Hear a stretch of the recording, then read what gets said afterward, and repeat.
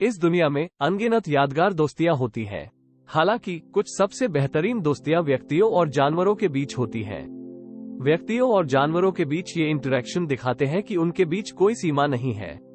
दोस्ती को न कोई आकार होता है और न ही आकार, और कुछ इन जानवरों द्वारा प्रमाणित करते हैं कि प्यार वास्तव में किसी भी सीमा को पहचान नहीं करता। तैयार हो जाए कुछ ऐसी दिल को छूने वाली कहानियों के लिए जो मानवों और जानवरों के बीच अप्रत्याशित दोस्तियों की है। शॉन एलिस, असली वुल्फमैन शॉन एलिस को मिलिए, एक व्यक्ति जिन्होंने अपना जीवन भेड़ियों के एक पैक के साथ खाने, सोने और रहने में समर्पित किया है। शॉन नियमित रूप से समाज छोड़ते हैं और बड़े समय तक पूरी तरह एक भेड़िए की तरह रहते हैं।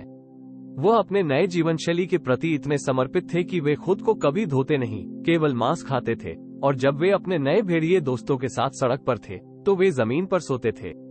आपको ऐसे परिस्थितियों में जीवन साथी ढूंढना कठिन लग सकता है, लेकिन उसने तब भी किसी न किसी तरीके से अपने जीवन के प्यार को ढूंढ लिया, जिसका नाम इसला था। ये जोड़ी पूरी तरह से मिल गई और पिछले साल एक नेटिव अमेरिकन शैली की शादी में बंध गई। बिना कहे तो कहा जा सकता है कि शॉन अब इसला को भी भेड़िए की तरह जीना सिखा रहे हैं। एक और दिल को छूने वाला बंध, व्यक्ति और बाघ के बीच कोडी एंटल, टाइगर प्रिंस उर्फ टार्जन कोडी एंटल, जिन्हें टार्जन के रूप में भी जाना जाता है, वास्तव में एक असली टार्जन के बहुत करीबी हैं। प्रसिद्ध डाक एंटले, जिन्हें टाइगर किंग के नाम से भी जाना जाता है, के पुत्र कोडी ने बचपन में ही जानवरों से प्यार करना सीख लिया था।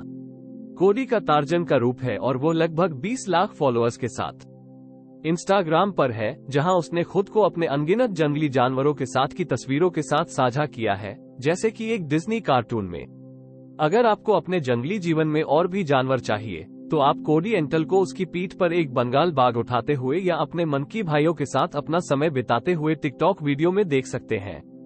उसका जीवन निश्चित रूप से अनूठा है, क्योंकि उसे बंगाल बाघ नामक एक सहेली की तरह मानता है, जबकि उसकी एक असली बहन भी है, जो खुद को जंगल की रानी कहती है। यह व्यक्ति शाब्दिक रूप से टाइगर प्रिंस है। यहाँ एक और अद्भुत कहानी है एक मछुआरे और एक पेंगुइन की। एक दिन ब्राजील की एक द्वितीयक मछुआरे ने एक तेल से लथपथ और मरने की हालत में पेंगुइन को एक द्वीप पर ढूंढा। इसलिए जैसा कि एक स्वागत के योग्य आदमी होता है, मछुआरा पेंगुइन को अपने पास ले आया, उसकी सफाई की और उसे हर दिन मछली खिलाता था ताकि वो स्वस्थ रह सके। पेंगुइन अपने नए दोस्त के साथ कुछ समय तक रहता है, लेकिन जब नए पंखों का एक नया सेट आता है, वो पुनः वही जगह जाता है जहां पेंगुइन जाते हैं। क्या ये कहानी का अंत होना चाहिए था? इस मामले में नहीं। बचाया गया पेंगुइन वास्तव में हर साल मछुआरे के पास आता है, उसके सबसे अच्छे दोस्त के पास। हर साल जून से फरवरी तक वे एक साथ वक्त बिताते हैं, सब कुछ ठीक से काम करते हैं। बिल्कुल सही, सालाना। वे प्रत्येक वर्ष 8 महीने के लिए गहरे दोस्त होते हैं, केवल फिर से वही सब कुछ करते हैं।